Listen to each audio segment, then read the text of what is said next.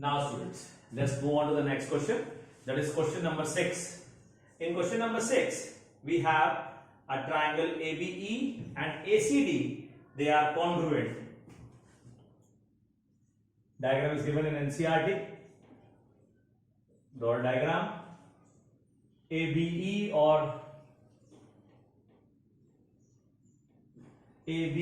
and ACD are congruent. ABE is congruent to triangle ACD.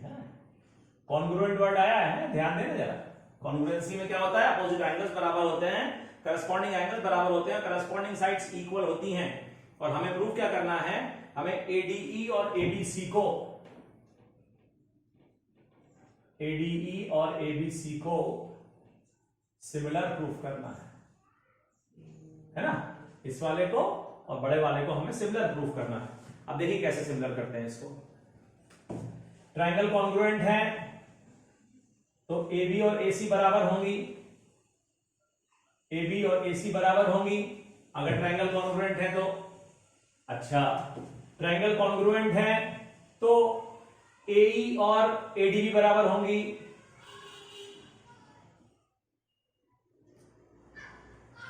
है ना?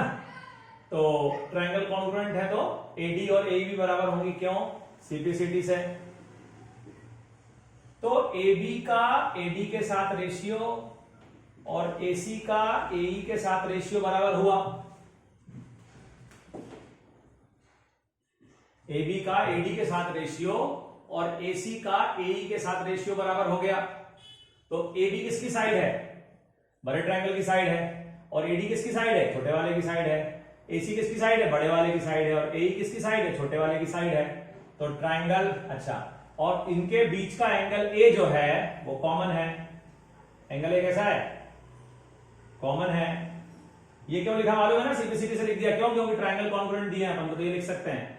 अगर बराबर है तो रेशियो भी उनके बराबर होते हैं. तो AB का AD के साथ रेशियो और AC का AE के साथ रेशियो, बड़े वाले का बड़े वाले के साथ, छोटे वाले का छोटे वाले के साथ रेशियो जो है वो अपन का बराबर हो गया. सॉरी, बड़े ट्रायंगल का छोटे ट्रायंगल के साथ, और यहां पर भी बड़े ट्रायंगल का छोटे ट्रायंगल का रेशियो बराबर हो गया.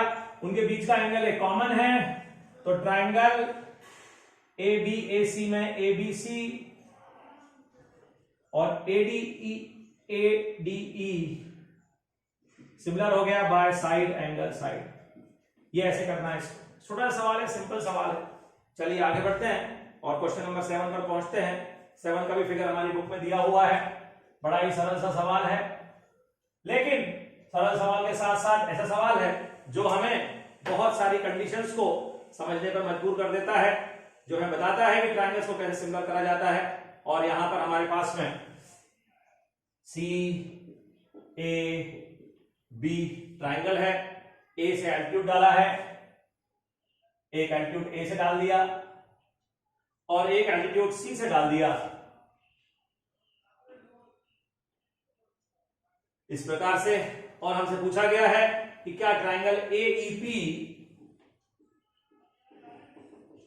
AEP और ट्रायंगल CDP क्या सिमिलर होंगे? बड़ा सरल सवाल है. यहां पर आपको देखना है AEP ट्रायंगल कौन सा हो रहा है. AEP ट्रायंगल अगर आप देख रहे हो तो ये वाला ट्रायंगल है AEP ट्रायंगल. और CDP ट्रायंगल आप अगर देख रहे हो तो ये वाला ट्रायंगल है CDP ट्रायंगल. AEP का एंगल 1 और CDP का एंगल 2 बराबर है. रीजन आपको मालूम है, वर्टिकली अपोजिट एंगल. AEP का एंगल 3 और CDP का एंगल 4 ये भी आपको बराबर है. मालूम है कि भैया हाँ ये भी बराबर हैं. ये कितने कितने के हैं? ईच 90 डिग्री के हैं. तो ट्रायंगल AEP सिमिलर हो गया ट्रायंगल CDP के बाय एंगल पर. इस तरह से ट्रायंगल्स को सिमिलर कर देते हैं. उसी प्रकार से फिर एक और ट्रायंगल लिया है ABD और CBE. ABD और ट्रायंगल CBE. ABD और CBE अगर आप देख रहे हो तो ABD ये ट्रायंगल है और CBE ये ट्रायंगल है. इन दोनों ट्रायंगल में अगर आप देख रहे हो तो एंगल B कॉमन है. तो आप लिख दो angle B is common. Angle, और एबीडी में एंगल 5 जो है, एबीडी का एंगल 5 है और सीबीई का एंगल 6 है, तो एंगल 5 और 6 बराबर हैं, दोनों का मेजरमेंट 90 डिग्री है। तो अब आप कह सकते हो ट्राइंगल एबीडी जो है वो सिमिलर हो गया ट्राइंगल सीबीई के, by again the same property called angle angle. फिर कहा है कि एईपी ले चुके हैं अपन, ट्राइंगल छोटा सा ट्राइंगल है, एईपी और ट्राइंगल एडीबी, एडीबी भी ले चुके हैं अपन, ये एडीबी यहां लिया था, एईपी यहां लिया था, अब इन दोनों को सिमिलर करना है। तो एईपी में एंगल 3 जो है और एबीडी में वो कौन सा एंगल है, वो है 5, दोनों 90 डिग्री के हैं। एईपी दिख रहा है सबको, एईपी, और दूसरा एंगल दिख रहा है एडीबी, तो एईपी और एडीबी में 3 और 5 बराबर है, दोनों 90 डिग्री के हैं। और ये जो एंगल है यहां पर आप इसका नंबर 7 डाल सकते हो, यहां पर ईएपी में भी आ रहा है और एडीबी में भी आ रहा है। Angle 7 is common angle, angle 7 is common angle, therefore triangle AEP is similar to triangle ADB by again the same angle angle। चौथा पार्ट मैं आपके लिए छोड़ रहा हूं, आप ट्राई करिएगा फोर्थ पार्ट को। ये पार्ट अगर आप अच्छे से समझ लोगे तो फोर्थ पार्ट को प्रूफ करने में आपको कोई परेशानी नहीं होने वाली। थोड़ा सा ध्यान देखिएगा, ध्यान से कैसे एंगल एंगल को यूज करा जाता है। Now let's move on to question number 8। Question number 8. E is a point on the side AD produced of a parallelogram ABCD. E is a point on the side AD produced. E is a point on the side AD produced of a parallelogram. Join B to E intersecting DC at F. Join B intersect CD at F so that ABE and CFB and CFB, AEB, ABE and CFB are similar। कहां है ABE, देखो ढूंढो, ABE ये बड़ा वाला triangle है, दिखा सबको, ये बड़ा वाला ट्रायंगल है ABE, दिखा, और CFB कौन सा ये है, तो यहां का एंगल 1 और यहां का एंगल 2 बराबर होगा कि नहीं होगा, रीजन ऑल्टरनेट इंटीरियर एंगल्स, ठीक। और इस ट्रायंगल का एंगल A और इस ट्रायंगल का एंगल C बराबर होगा नहीं होगा, काय को, अपोजिट एंगल्स ऑफ पैरेललोग्राम। तो ट्रायंगल ABE सिमिलर हो गया ट्रायंगल CFB के। Reason is again the same, that is angle similarity criteria। Now let's move on to next question number 9। The diagram is also given for this question also। इसका fourth part जरूर कर लीजिएगा, छोड़िएगा मत उसको, क्योंकि वो भी इसी प्रकार से हो जाएगा। Now let's move on to the next question। The question is again a very simple question based on angle similarity criteria। See, we have to make the triangle ABC and AMP similar, triangle ABC। और इसमें एक और नई चीज सीखोगे आप यहां पर इस सवाल में कि ट्रायंगल सिमिलर करने के बाद CPST कैसे लिखा जाता है। ABC का एंगल A और AMP का एंगल A कॉमन है, तो एंगल A इज कॉमन। अब आप अगर देखो तो ABC का एंगल 1 और AMP का एंगल 2, एंगल 1 और 2 दोनों बराबर हैं और ये 90 डिग्री के हैं, तो ट्रायंगल ABC सिमिलर हो गया ट्रायंगल AMC के, और रीजन दे दिया अपन ने एंगल।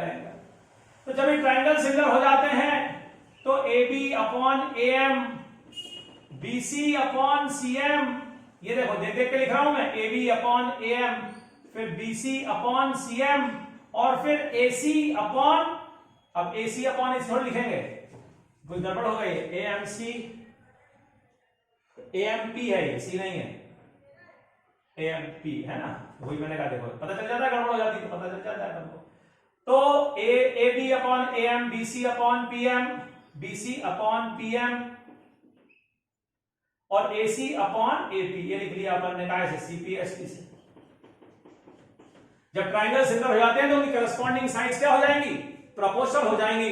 तो करस्पॉन्डिंग साइड प्रोपोर्शनल हो गई, हमें लिखना है CA upon PA, CA upon PA, BC upon MP, ये नहीं लिखना है तो हटा देंगे इसको, जो चाहिए वो लिखेंगे, काय को लिखेंगे अपन एक्स्ट्रा। तो ये हो जाएगा आपका क्वेश्चन नंबर यहां पर 9। और अब पहुंचते हैं अपन क्वेश्चन नंबर 10 पे। देखिए ध्यान से, बहुत बढ़िया बढ़िया सवाल है, बहुत अच्छी एक्सरसाइज भी है, थोड़ी मेहनत की जरूरत है बस सिर्फ। इसमें कहा गया है CD and GH are respectively the bisectors. दो अलग अलग ट्राइंगल्स बनाना पड़ेगा यहां पर, क्योंकि दो बाइसेक्टर्स हैं CD और GH, एक ही ट्राइंगल के नहीं हो सकते। CD और GH जो हैं वो बाइसेक्टर्स हैं, आप समझते हो एंगल बाइसेक्टर्स का मतलब, अगर ये 1 है तो ये 2 बराबर होगा, अगर ये 3 है तो ये 4 बराबर होगा, 3 और 4 बराबर होंगे। बाइसेक्टर्स, एंगल बाइसेक्टर CD और GH।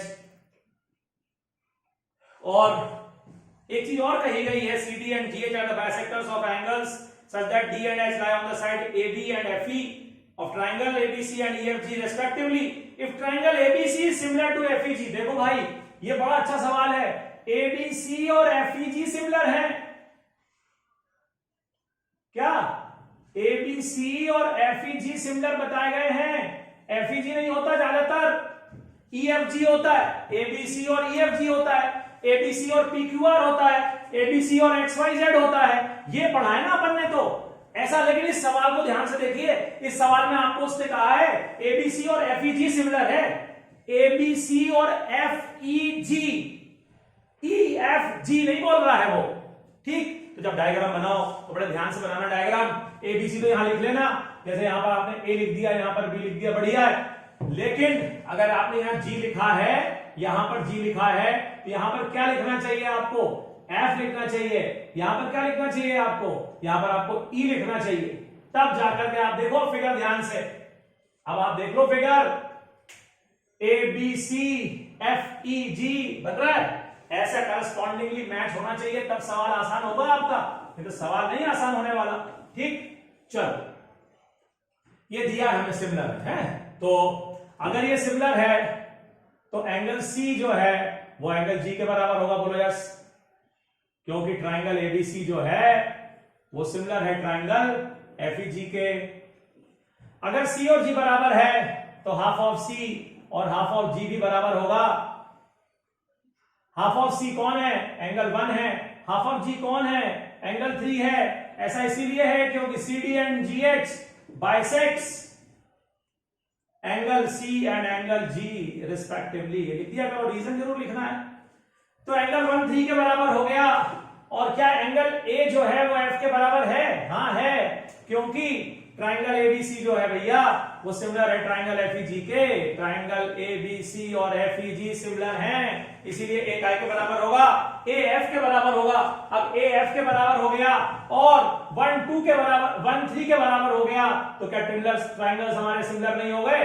हो गए। तो कौन कौन से ट्राइंगल सिमिलर हो गए? हमसे कहा था कि आप प्रूफ करो कि ट्राइंगल DCA और HGF सिमिलर है। ये थर्ड पार्ट हो गया हमारा, ट्राइंगल DCA और ट्राइंगल HGF, है ना। देखा नहीं अपन ने इसको, DCA और HGF, है ना, ये सिमिलर हो गया। अपन ने देखा नहीं, अपन को प्रूफ देखना चाहिए था, अपन को प्रूफ यहां पे लिख के रखना चाहिए था सामने, ताकि अपन को दिखता कि अपन को कौन कौन से ट्राइंगल सिमिलर करने हैं। अब अपन ने न लिखा न देखा, अपन तो शुरू हो गए सवाल करना। तो अच्छा हुआ अपनी मेहनत खराब नहीं हुई, थर्ड पार्ट तो आ गया अपना कम से कम, है ना। तो थर्ड पार्ट अपना प्रूफ हो गया इस तरह से। अब सेकंड पार्ट में क्या प्रूफ करना है? DCB और HGE, ये और ये प्रूफ करना है सिमिलर है। तो भैया जैसे ये हुआ वैसे ये हो जाएंगे। देखो कैसे, ऑल्सो एंगल बी बराबर एंगल ई, क्योंकि ट्राइंगल एबीसी जो है वो सिमिलर है ट्राइंगल एफईजी के, और एंगल 2 बराबर एंगल 4 हो जाएगा, क्योंकि हाफ ऑफ सी जो है वो हाफ ऑफ जी के बराबर है ना। प्रूव्ड अबव, ऊपर बताया जा चुका है, ये आपको ऊपर बताया आपको कि हाफ ऑफ सी और हाफ ऑफ जी जो है बराबर होंगे, तो 2 और 4 बराबर होंगे। तो ट्राइंगल कौन कौन से नाम दिया है किताब में, है DCB, DCB is similar to triangle HGE, ये हो गया भैया, ये हो गया क्या, एंगल से सिमिलर हो गया। ये सेकंड पार्ट हो गया आपका, ठीक है, कोई बात नहीं, सेकंड पार्ट भी वैसे ही करना था, सिमिलरली ऐसे कर लिया। अब क्या प्रूफ करना है फर्स्ट पार्ट में, CD upon GH, CD upon GH is equals to AC upon FG, तो वो तो इसकी CPST है, देखो CD दिख रही है, CD upon GH is equals to AC upon GF, AC upon GF है ना, हाँ AC अपॉन GF, ये CPST है ना। इसके बाद अगली लाइन में ये लिख देना, ये प्रूफ हो जाएगा। So this was question number 10 completed. Now we are moving on to question number 11, और क्वेश्चन नंबर 10 अच्छे समझ लीजिए। क्वेश्चन नंबर 10 के बाद अपन क्वेश्चन नंबर 11 डिस्कस करने जा रहे हैं, ध्यान से देखिएगा, बड़ा अच्छा सवाल है, बड़ा बढ़िया क्वेश्चन है। Question number 11 in the figure, अरे वाह, इसका भी फिगर दिया हुआ है, बड़ा अच्छा लगता है अगर अपन को फिगर दे दिया जाए, तो फिगर दे देने से काफी सारी परेशानियां हमारी जो है वो आसान हो जाती हैं, और हमारे लिए आसान हो जाता है प्रूफ करना, क्योंकि डायग्राम बनाना भी अपने आप में एक चुनौती भरा कार्य है। अगर डायग्राम नहीं दिया होता है, थोड़ी सी सवाल जो है उसकी कठिनाई, उसका जो डिफिकल्टी लेवल है वो बढ़ जाता है, तो इसीलिए डायग्राम दिया है तो बड़ा ही अच्छा सवाल हो गया हमारे लिए। तो बढ़िया है, आगे बढ़ते हैं और अपन एक और बेहतरीन सवाल डिस्कस करने जा रहे हैं। हमसे कहा गया है कि AB और AC बराबर है, देखिए ध्यान दीजिएगा, है AB और AC कौन से ट्राइंगल में है, AB और AC side, in triangle ABC, triangle ABC की साइड है AB और AC, तो AB और AC आपको बराबर दी गई है, तो क्या आप एंगल 1 और एंगल 2 बराबर लिख सकते हैं? हाँ हाँ, क्यों नहीं लिख सकते, क्यों, इसे बोलते हैं आइसोसेलेस ट्राइंगल प्रॉपर्टी। एंगल 1 और 2 बराबर हो गया, रीजन क्या दे दिया, आइसोसेलेस ट्राइंगल प्रॉपर्टी। अब एंगल 1 और 2 बराबर है, चलो अब अपने कौन कौन से ट्राइंगल सिमिलर करना है अपन को ABD और ECF। चलो ABD कहां है, ABD और ECF कहां है, ABD ये रहा ABD भैया, तो ABD का एंगल 1, ABD का एंगल 1 और ECF का एंगल 2 बराबर है, प्रूफ दबाओ।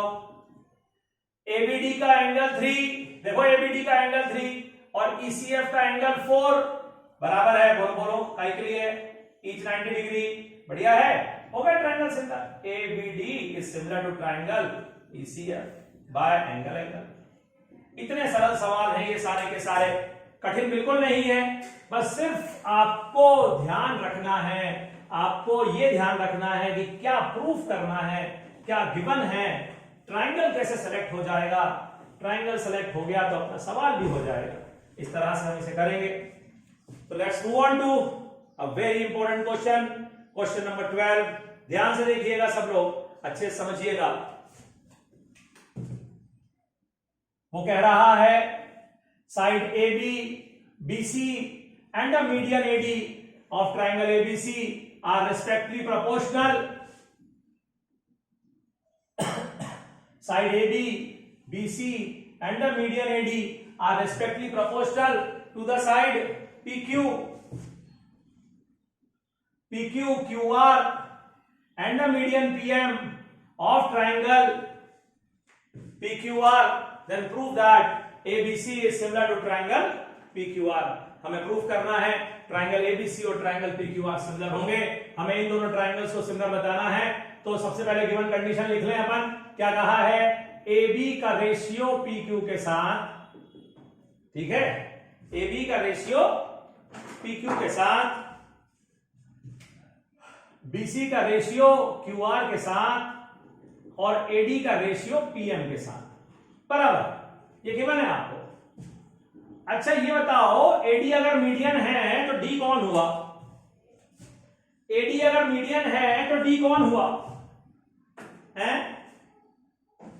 अरे भाई मैं पूछ रहा हूं कि अगर एडी मीडियन है तो डी बीसी का मिड पॉइंट हुआ कि नहीं हुआ? अच्छा हाँ ठीक है, बता दिया तुमने, ओके, तो डी मिड पॉइंट हुआ। अगर पीएम मीडियन है तो एम क्या हुआ? हाँ वही, पीएम अगर मीडियन है तो एम क्यूआर का मिड पॉइंट हुआ, ठीक। तो अगर मिड पॉइंट हुआ तो बीसी की जगह 2BD लिख सकते हैं? क्या बोल रहे हो? लिख सकते हैं बीसी की जगह 2BD। अरे अगर ये मिड पॉइंट है तो ये हिस्से दोनों बराबर हुए ना, तो इसका 2 गुना करूंगा तो बीसी मिलेगा कि नहीं मिलेगा? तो बीसी की जगह पर 2BD लिख सकते हैं, नहीं लिख सकते, है ना? और वैसे यहां पर भी अगर ये दोनों बराबर हैं, इसका अगर मैं डबल करूंगा तो मुझे क्यूआर मिलेगा कि नहीं मिलेगा? तो क्यूआर की जगह पर मैं 2QM लिख सकता हूं कि नहीं लिख सकता हूं? अब देख लो क्या हो गया, देख लो क्या हो गया, ध्यान से देख लो, ये रीजन लिख देना क्यों चेंज किया अपन ने, नहीं तो वो कहेगा भैया चेंज तो कर दिया। ये किसकी साइड आ गई? AB BD, और ये कौन हो गई? AD। किसकी साइड आ गई? ट्रायंगल की। कौन सा ट्रायंगल की? ABD की।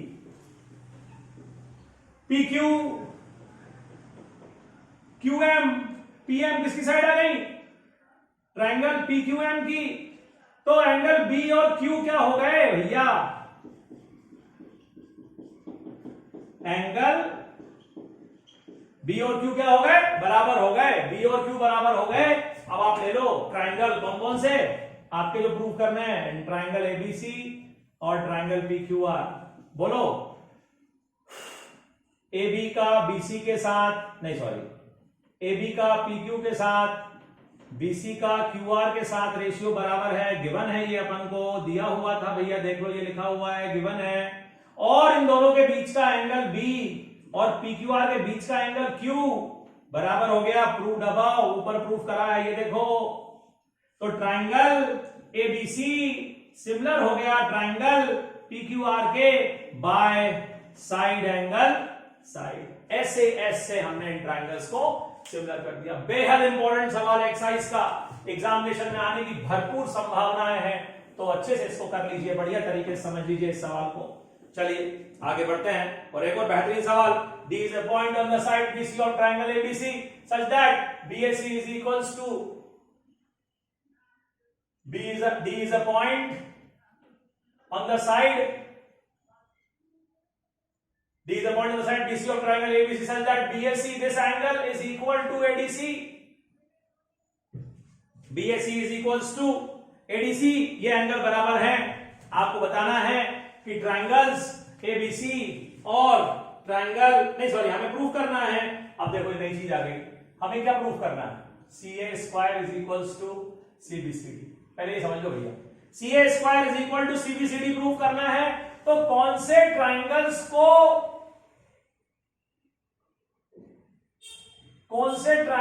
को हमें सिमिलर करना चाहिए, ये समझो पहले। तो अगर आपको ट्रायंगल्स को, अगर आपको ये साइड वाली कंडीशन दी हुई है CA square is equals to CBCD, तो कौन से दो ट्रायंगल्स हम सिमिलर करेंगे? देखो CA 2 बार लिखा है तो एक बार यहां लिख दिया, CB को उसके नीचे लिख दिया, और CD के नीचे जो एक CA बच गया उसको नीचे ले गए, तो ऐसे भी लिख सकते हैं इसको। अब ऊपर से कौन सा ट्रायंगल बन रहा है? देखो CA और CD से कौन सा ट्रायंगल बनेगा? CA और CD से CAD ट्रायंगल बनेगा। CAD मतलब ये वाला। और CB और CA से कौन सा ट्रायंगल बनेगा? CB और CA से ट्रायंगल ABC बनेगा, मतलब बड़ा वाला ट्रायंगल बनेगा। मतलब आपको बड़े वाले ट्रायंगल को और इस छोटे ट्रायंगल को सिमिलर करना है। तो चलो करते हैं शुरू। सबसे पहले ट्रायंगल के नाम लिख लो, बड़ा वाला ट्रायंगल और छोटा वाला ट्रायंगल। इन दोनों ट्रायंगल में एंगल C कॉमन है, आप ध्यान से देखिए, ये जो एंगल C है ये दोनों ही ट्रायंगल में कॉमन है। और फिर आप आ जाइए, और आपको एक गिवन कंडीशन दी हुई थी कि बड़े वाले का BAC और छोटे वाले का एडीसी बराबर है।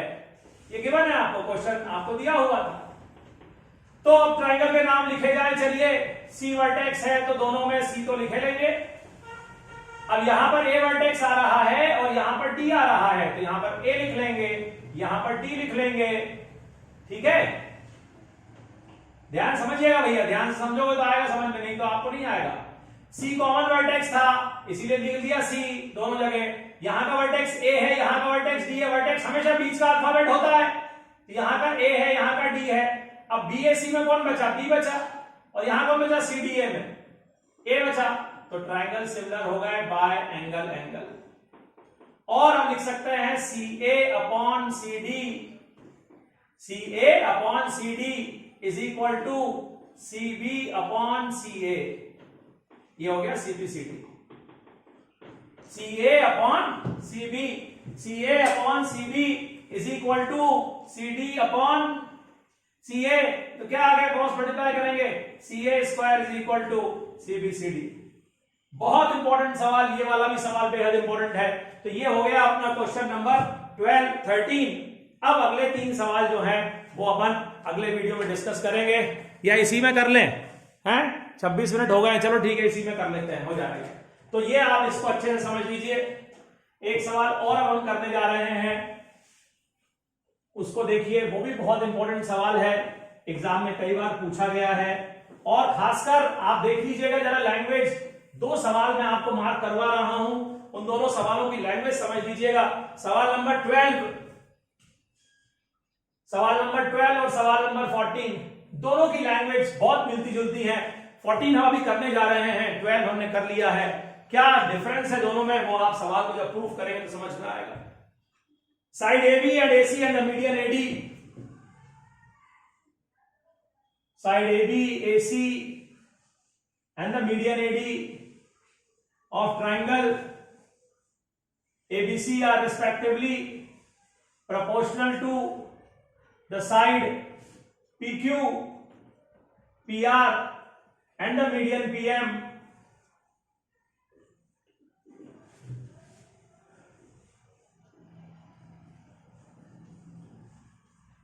ये देखिएगा, यहां पर कहा गया है अपन से कि गिवन में क्या दिया हुआ है। गिवन में है ट्राइंगल एबीसी और ट्राइंगल पीक्यूआर और AD and PM are medians, AD and PM are medians. और कहा है एबी का पीक्यू के साथ, एसी का पीआर के साथ और मीडियन एडी का पीएम के साथ रेशियो बराबर है, ये हमसे कहा गया है।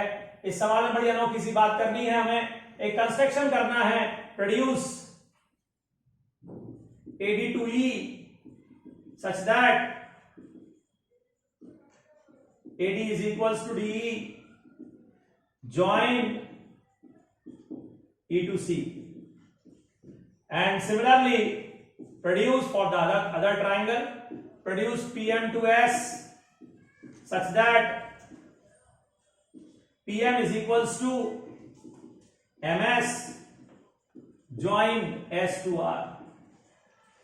Now let's start. गिवन हो गया, टू प्रूव हो गया, चलो प्रूफ शुरू करते हैं। और समझिएगा जरा यहां पर कि उस सवाल में और इस सवाल में क्या अंतर है। सवाल नंबर 12 और सवाल नंबर 14 में क्या अंतर है? छोटा सा अंतर है। सवाल नंबर 12 में जो साइड्स दी गई थी वो AB और BC ली गई थी और उस पर मीडियन AD डला हुआ था। AB, BC और मीडियन AD सवाल नंबर 12 में। इसमें AB और AC और मीडियन AD ऐसा है, ये 3 साइड्स ली गई हैं। तो ये अंतर है दोनों सवालों में, इसीलिए कंस्ट्रक्शन करना पड़ा। और कंस्ट्रक्शन में हमने ये साइड इसके बराबर ले ली, डी क्योंकि मिड पॉइंट है BC का, इसीलिए इसके बराबर हो गया।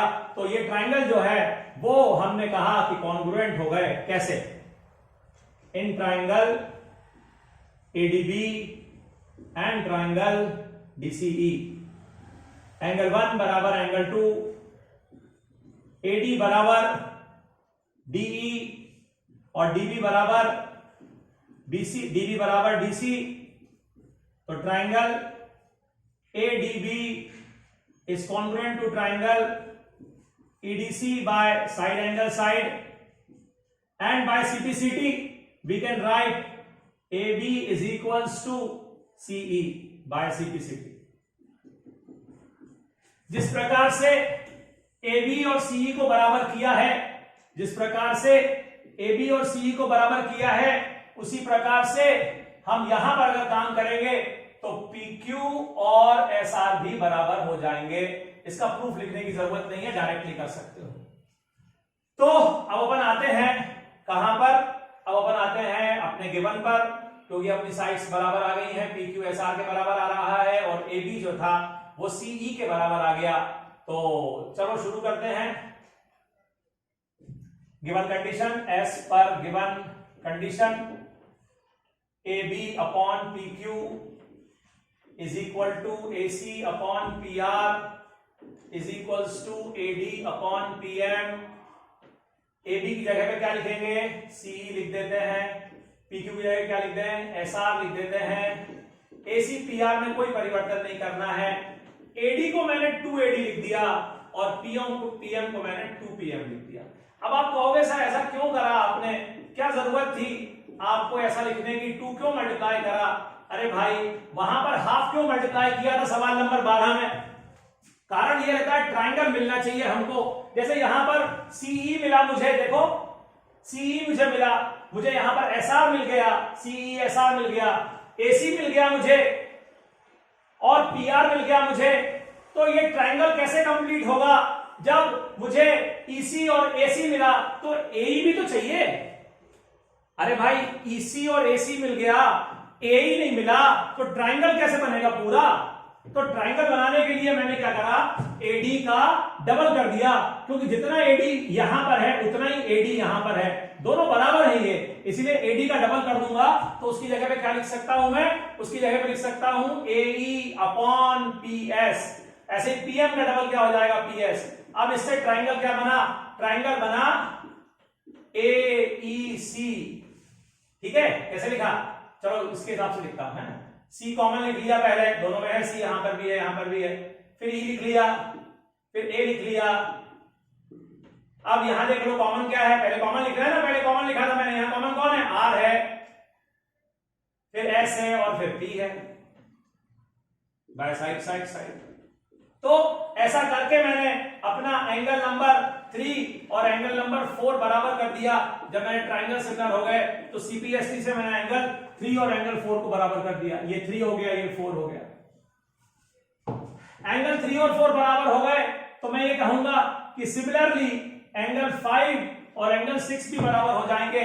उसी प्रकार से अगर कंस्ट्रक्शन को मैं उस तरफ बनाता तो 5 और 6 बराबर हो जाते। देयरफॉर 3 + 5 जो है मेरा वो 4 + 6 के बराबर हो गया, क्योंकि 3 4 के बराबर है, 5 6 के बराबर है, तो 3 + 5 4 + 6 के बराबर हो गया।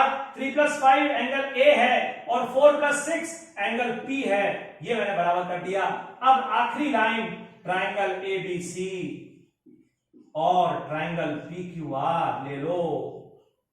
AB का रेशियो गिवन में है PQ के साथ, AC का रेशियो PR के साथ, ये गिवन है अपन को। और अभी अभी हमने प्रूफ करा है कि AB और AC के जो बीच का एंगल है वो है एंगल A और वो PQ और PR के बीच के एंगल के बराबर हुआ है। तो इसीलिए ट्रायंगल ABC जो हुआ हमारा वो सिमिलर हो गया ट्रायंगल PQR के by side angle side similarity criteria. बड़ा इंपॉर्टेंट सवाल, ध्यान से आपको करना पड़ेगा। अगर आप ध्यान से करोगे तो ये सवाल बड़ा अच्छा और बहुत बढ़िया सवाल है। आपकी क्लास के मैक्सिमम बच्चों को सवाल नहीं आएगा, आप उसे सॉल्व करके दे देना तो आपकी जो क्लास में जो वो होगी, ग्रेविटी होगी, वो और स्ट्रांग हो जाएगी और कहेंगे लोग अगर ये बच्चा तो कठिन सवाल भी कर लेता है। रामानुजन के बारे में भी ऐसे ही कहा जाता था कि ये वो व्यक्ति है जो कठिन से कठिन सवाल कर लेता है। तो कोई रामानुजन पैदा नहीं होते हैं, रामानुजन बनते हैं मेहनत से और अपनी इंटरेस्ट से। चलिए तो इस सवाल को एक बार और समझा देता हूं मैं, ध्यान से देखिएगा। सबसे पहले मुझे ट्रायंगल ABC और PQR दिए थे, मैंने क्या करा, मैंने प्रोड्यूस किया AD को, जितना AD है उतना ही प्रोड्यूस कर दिया मैंने DE तक, जितना PM है उतना ही प्रोड्यूस कर दिया MS, और एक ट्रायंगल और कंप्लीट करा मैंने यहां।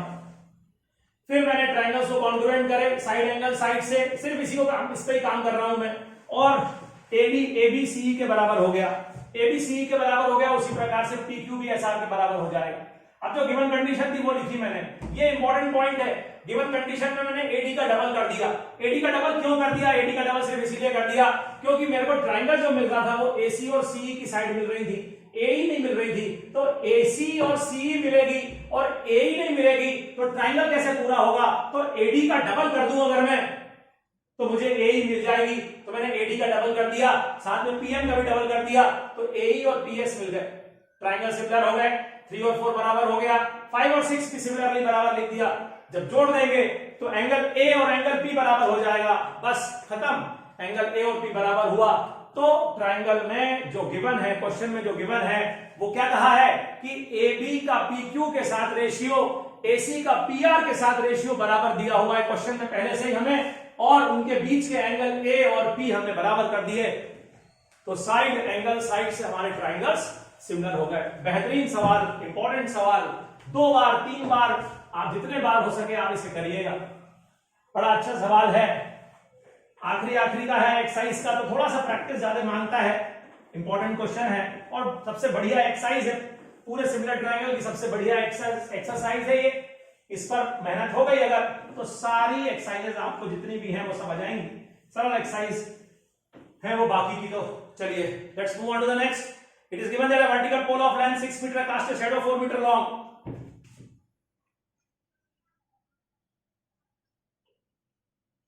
6 मीटर है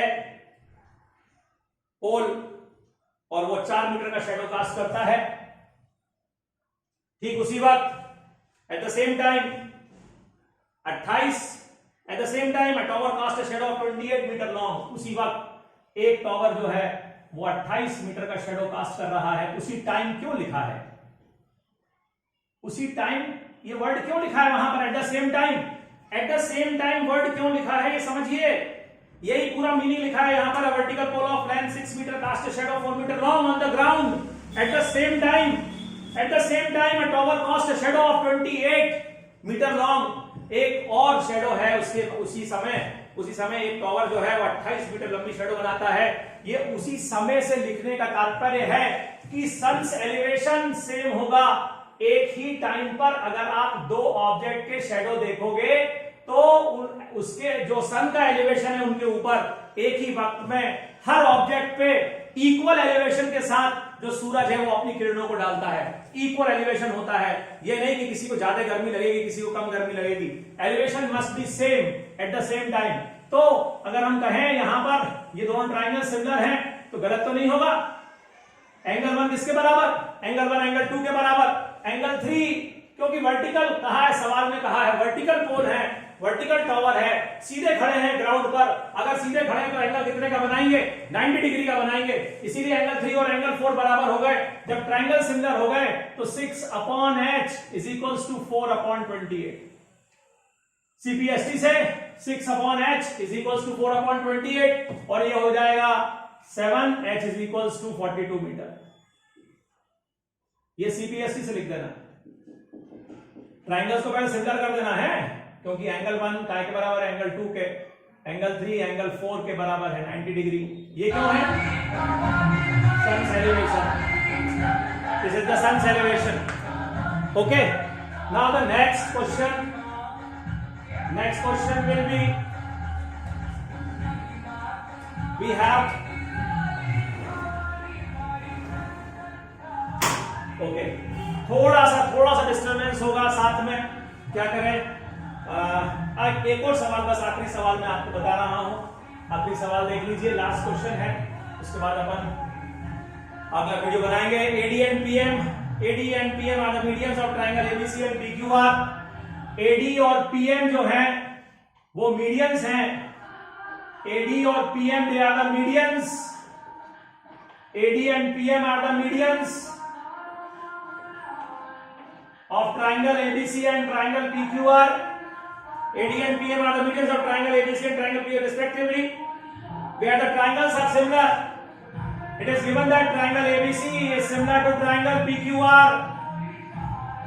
Now, if the triangles are similar, we can write AB upon PQ is equals to BC upon QR. AB upon PQ is equals to BC upon QR is equals to AC upon PR। ये CPST अगर triangle similar हो जाते हैं तो ये लिख सकते हैं अपन, तो AB अपॉन PQ, और क्या मैं इसको 2BD लिख सकता हूं, 2BD अपॉन QM, 2QM। क्यों? क्योंकि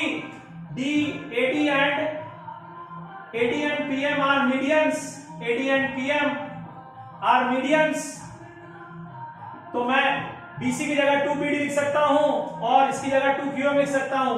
साथ में एंगल B जो है वो एंगल Q के बराबर है, क्योंकि ट्राइंगल ABC जो है वो सिमिलर है ट्राइंगल PQR के, तो हम ऐसा लिख सकते हैं। तो AB और PQ, एंगल B और एंगल Q, और BD और QM, तो triangle AB D is similar to triangle PQM by side angle side. Triangles are similar. Now we can write AB upon PQ is equals to AD upon PM. AB upon PQ is equals to AD upon PM. That's what you have to prove here. AB upon PQ is equals to AD upon PM. So this is all in this video. Now in the next video we will discuss about the Pythagoras theorem and its applications. Thank you students. Thank you and get well.